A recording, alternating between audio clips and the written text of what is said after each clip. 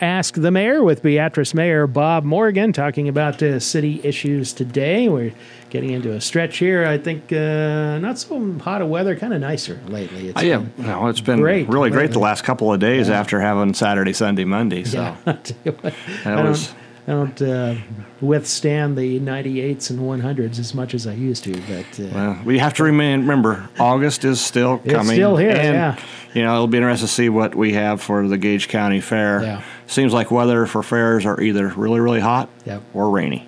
Looks pretty promising right now. Yeah, right now it looks good. Hopefully it'll remain that way. So, well, we have quite a bit to talk about today, and there are some topics from Monday night's council meeting that drew quite a bit of discussion. You had a series of resolutions regarding some traffic changes that are being made around the old elementary schools that won't be used by the public school district when the new building opens up in August. And most of them are kind of just common sense things that people have to get used to, but I suppose there's a few significant changes within there as well. Right. I think for the most part, what really is cleaning up what is typically you see for a elementary school or a school area.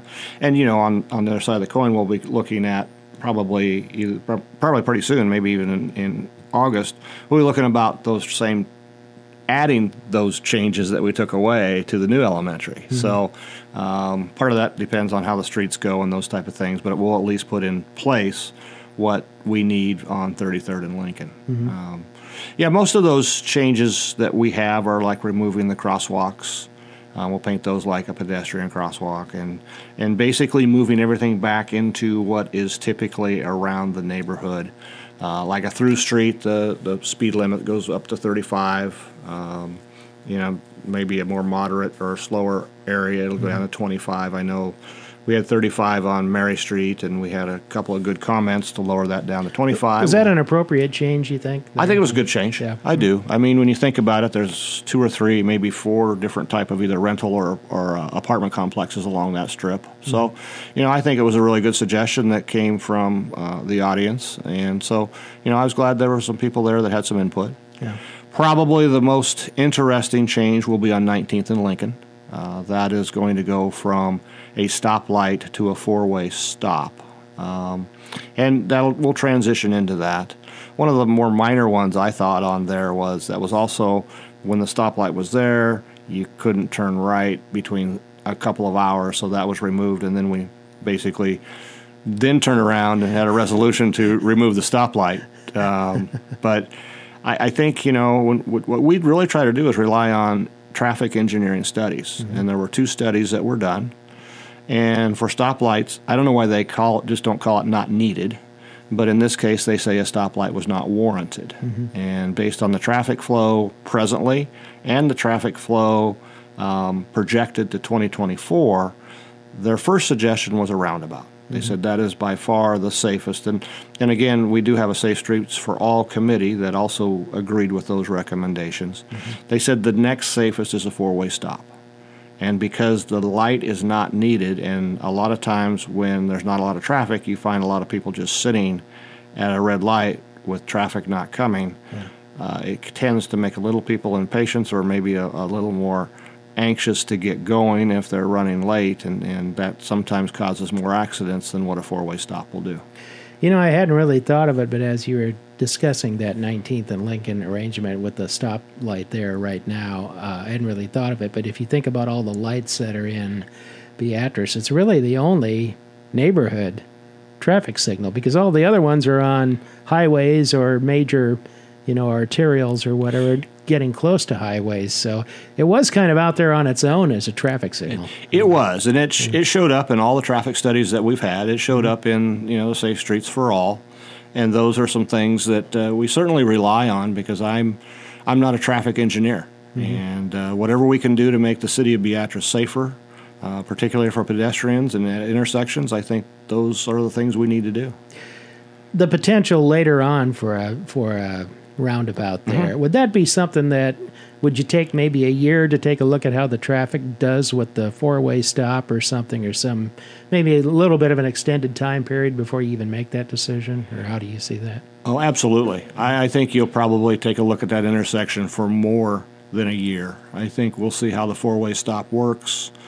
We'll see how the development of housing happens at Lincoln, or Lincoln School is at, and see what traffic happens there. And then we'll also take a look at, the study that we have on redoing Lincoln Street. So I think it'll take some time to really filter things out, and I think the four-way stop is a good alternative to see, is it a roundabout 5 years down the road? Is it not? The other thing, too, that when all the street construction is done by the school, it makes you kind of wonder, well, what direction will most of the traffic come from at the beginning and end of school? Are we all assuming that it's going to come down Lincoln Street, or is it going to take 33rd from, Highway 136? Nobody really knows for sure. Yeah, at the end of the day, Doug, you're right. I think that's one of the things that we'll study. We'll study where the cars are coming from and where the traffic flows, because we could have a lot of people that are going to use 136 and go up 33rd Street rather than coming down Lincoln. And certainly there'll be some coming down Lincoln. Well, there's no question about that. But we don't know a car count, other than we know we're going to have about 300 cars rolling in for about a 15-minute period in the morning, and you're going to have about 300 cars leaving in a 15-minute period in the afternoon, because that's just kind of how schools go with the traffic. Yeah.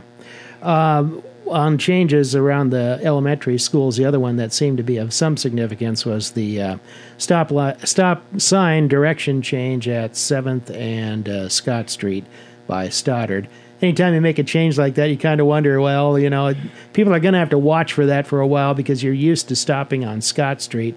This would reverse that. Now you'd be stopping on 7th both directions. Right, and if you look at that, 7th Street is not really a through street the way Scott Street is. That stop sign was basically placed there because, the school was there. That was the only reason it was there. Because if you look at Scott Street, I think you've got a stop sign, of course, at 6th Street there. You've got another one at 8th Street.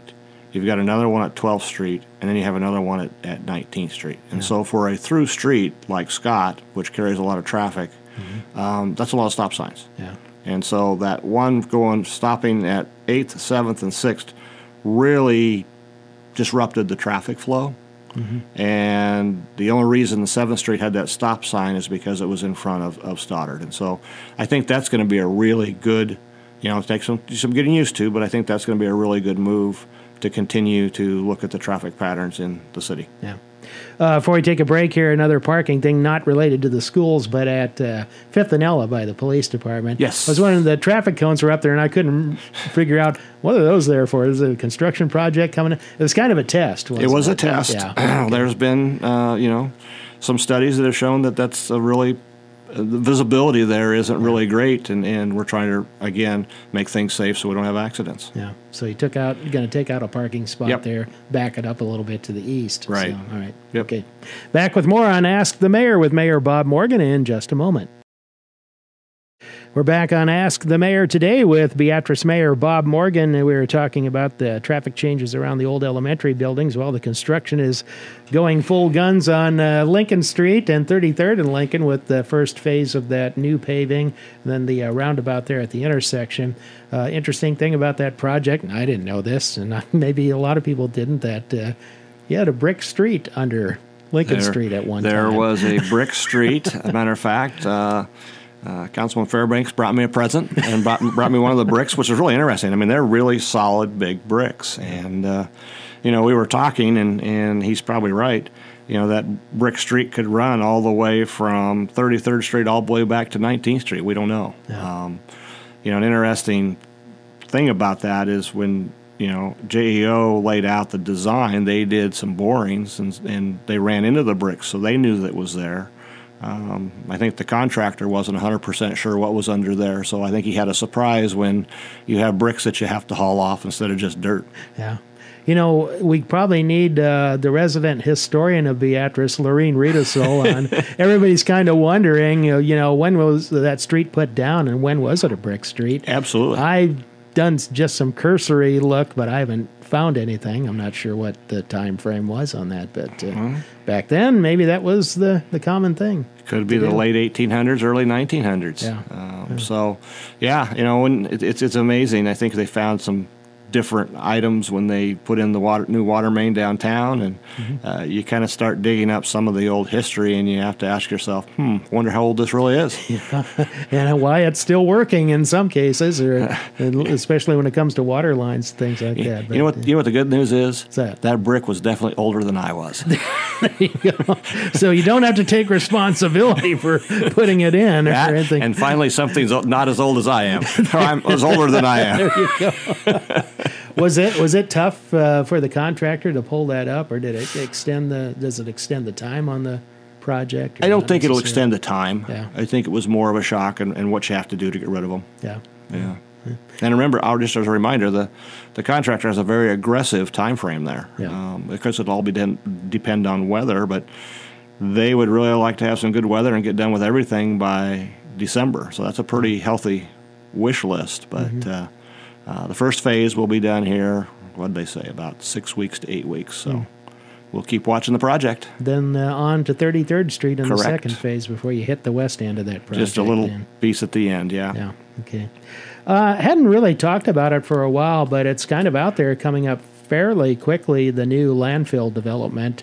I think a bid was to be received or reviewed. Bids sometime either this month or next month, I was thinking, because isn't construction coming up later in the year, or is that going to be moved back? I'm thinking right now that we're probably looking at April. I think they're still doing a little bit of touch-up on the design work.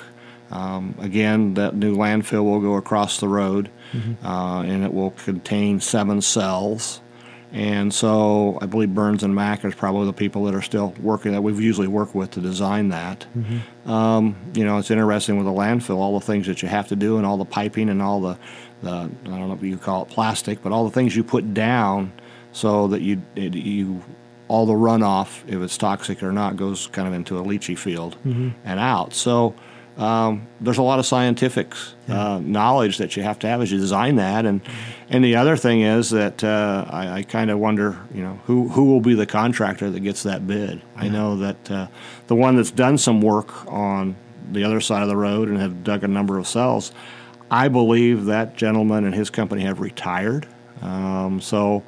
Again, we'll finish up the design and we'll try to get that bid out, and then once we get that bid out, we'll see who's doing that kind of work.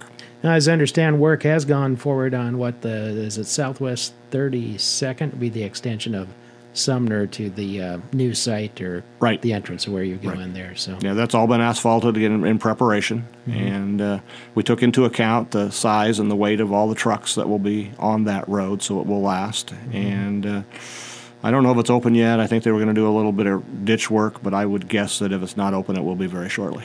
Was that ever thought maybe to be a concrete project, or did you just decide to go with an asphalt surface there because sometimes there's cost difference there? But that's probably a James and a Jason question. I don't know the answer to that, but I would guess they probably looked at both alternatives and decided for the length of time and the life of the road, they went with an asphalt, because they're really pretty good about, talking that through about, cost benefit, and probably the cost benefit came out in favor of asphalt. Yeah.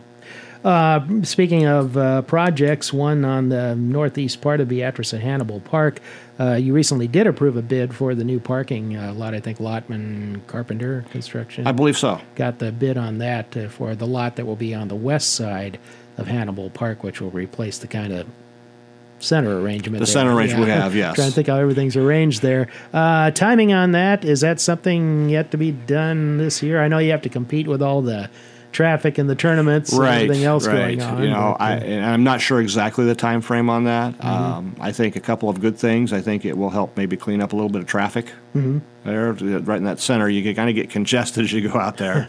And I think the second thing to remember on that one, we did contract with that company for signage.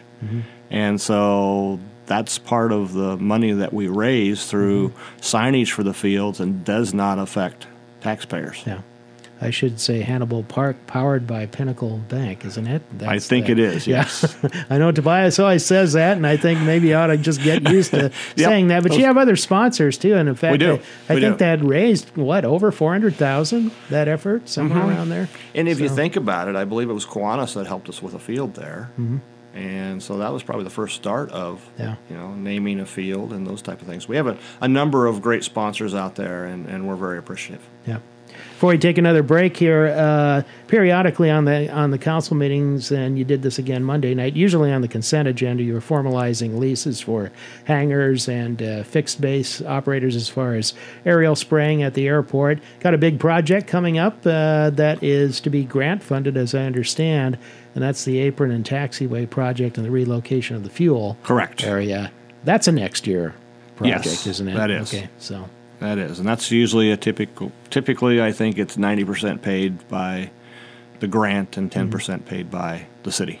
There was something on the agenda from that last night. Have you actually gotten the grant, or is that yet to be announced?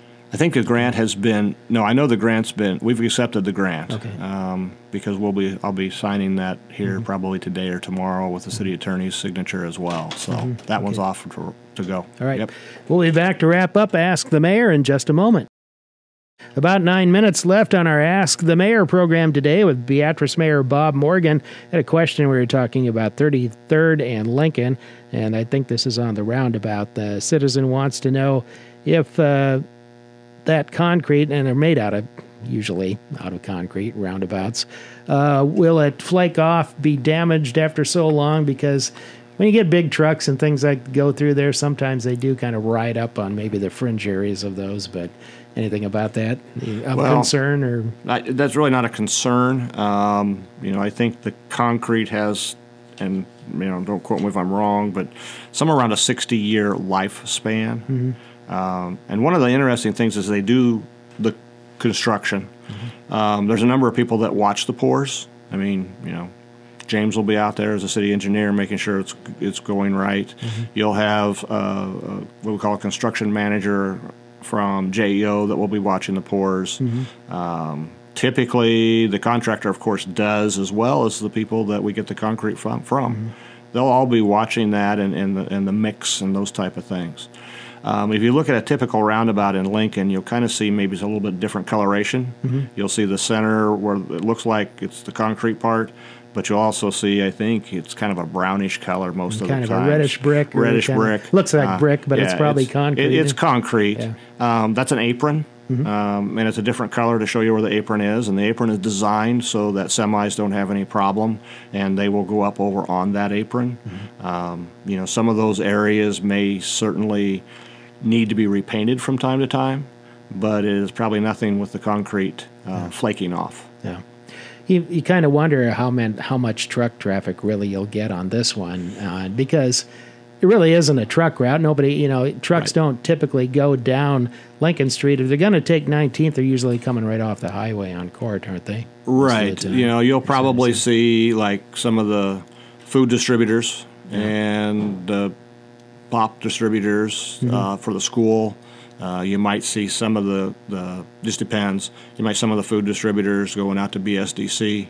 Again, that kind of depends because they also have another way in. Again, you're not going to see a lot of truck traffic, but we did prepare for that truck traffic. Yeah. With all the questions about roundabouts and how people don't like them, it's a good thing you didn't propose putting in a helicopter pad or something like that out there. Tell you what, that might have really brought people up. But it's going to be nice when it's done. Everybody can take a look at it, get used to it. I mean, if you're not already used to the ones driving through Lincoln, and maybe this will all just in the future be sort of a non-issue. Well, and I think the also thing to remember is that this roundabout is a one-lane roundabout. Yeah. When you get into some of the cities where you have an inside and an outside lane, that does get a little more confusing about when do I get off the roundabout. But in this one, it's a one-laner. You'll see the exits. If you remember, as you and I talked and you mentioned, really all you need to do is look out the left to make sure you don't have anybody coming from the left because they'll have kind of the right-of-way as you go around the roundabout. But at the end of the day, if you look at all the traffic studies, all the traffic reports, and the number of roundabouts that are being put in, they certainly, from a traffic standpoint and from a pedestrian standpoint, safer by a significant percentage. And they're kind of helping moving traffic, too. They do. You don't have to stop at a light. You still have to kind of slow down, but at least you're moving. You're going through At least you're moving, and that adds to that safety issue. Yeah. Because unfortunately, we're all sometimes a little impatient. Yeah. No, not us, not motorists. We're pretty much always impatient, it seems like it. Yeah. This summer, as far as pool attendance and splash pad attendance, boy, I'd drive by the one in Northeast Beatrice lots of times in the middle of the day. Man, this is really getting used. And Yes. went by the pool the other day, and it's getting used a Yes. lot. I know think they have classes in the morning, too, and things Right. like that. So it's been, so far, a pretty good summer for it. Been a good summer. I don't know what the Yeah. count is, but it has been a good summer. Yeah. Yeah. Lots of times we'll hit one of those rainy spells where you can't do anything, but lately, hot Well, weather, and it's been good. If you look at the forecast for this weekend, it looks like it's going to be a little cooler and wet, so that might be one of those times. But at the end of the day, again, a swimming pool is a must-have and a nice amenity for any community our size. There are plans to upgrade or continue to upgrade Astro Park where that splash pad is at. Now, you weren't successful on a grant application Correct. recently. What's kind of the plan B on that in terms of, will you seek other grants, or is it privately fundraised, or how does that work? Trying to remember, I think it's the Kiwanis Club raising money. Sertoma. Sertoma. Yeah, I don't want to get the wrong one. That's all right. Sertoma is raising some money as well. Kiwanis did the ball field. That's right. That's right. That's why I had to. Thank you for correcting me. Sertoma That's has been really good about starting a fundraiser, and so it looks like we may have a city and a Sertoma project there that once we get the money, we can do some additions. One of the things that people probably don't know, or maybe we've mentioned it before, one of the things, anytime that you upgrade the playground equipment, everything has to be ADA accessible, which means concrete to the equipment and a number of other things. So what used to be maybe a $30,000 project can turn into a $180,000 project in a hurry. Yeah. You have to have kind of the soft landing pad, too, underneath it and everything. You do. And at the end of the day, that allows a lot of other people that need that access to have access to the park. So, it is definitely warranted. It just adds to the price. Yeah. Nice project. As a facility that's used quite often is the Big Blue Dog Park along South 6th Street, not too far from Chautauqua Park. And recently there was a brand new small picnic shelter put up there, and that was kind of a public-private thing as well. Gage County Foundation donated to that project. I think the labor came from the city. And, it's sitting out there. It's really nice. It also can protect you from the rain when you have some rain move in. And, I drive by there a lot, and that Big Blue Dog Park is busy. Yeah. There's a lot of people who use it, and it's a really good park for the city and also for the animals. Yeah. I just kind of thought of this. I wanted to ask you to see if you'd heard anything.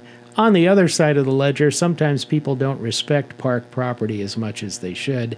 I know around July 4th you had the situation with the restroom facility at the Riverside Park where somebody apparently used a firework to damage the interior of part of that building. Any kind of news or resolution on that? I'm assuming repairs are either being made or have been made already. I didn't know repairs are being made. I'm not sure if they're done with it yet. As far as a resolution of who vandalized it, I have not heard.